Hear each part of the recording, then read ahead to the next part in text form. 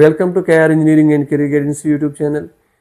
KR engineering and career guidance channel చూడడంతో పాటు మరి ఛానల్ సబ్స్క్రైబ్ చేయడంతో పాటు పర్సనల్ మెంటర్షిప్ గ్రూప్లో చేరండి. ఈరోజు మరొక ప్రముఖ కౌన్సిలింగ్ CSAP కౌన్సిలింగ్ గురించి మనం నేర్చుకుందాం. CSAP counselling central seat allocation board. Already మనం జోసా కౌన్సిలింగ్ గురించి నేర్చుకున్నాం. జోసా కౌన్సిలింగ్లో మిగిలిన సీట్లు ఏవైతే NITs కానీ, IIITs కానీ, GFTAs కానీ, వీటిల్లో జోసా కౌన్సిలింగ్ 5th రౌండ్ తర్వాత మిగిలిన సీట్లకు నిర్వహించే కౌన్సిలింగ్నే మనం సెంట్రల్ సీట్ అలొకేషన్ బోర్డు లేదా CSAP కౌన్సిలింగ్ అంటాం. ఇది 2 రౌండ్లలో జరగవచ్చు, ఒక్కొక్కసారి 3 రౌండ్స్ కూడా జరుగుతున్నాయి.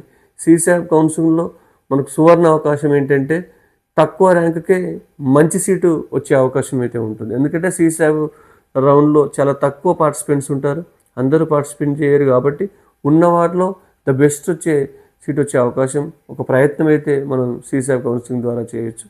దీనిలో IITs ఉండవు, కానీ మిగతా NITs, IIITs, GFTs మాత్రం CSAP రౌండ్స్ ద్వారా మనం అడ్మిట్ కావచ్చు. Thank you.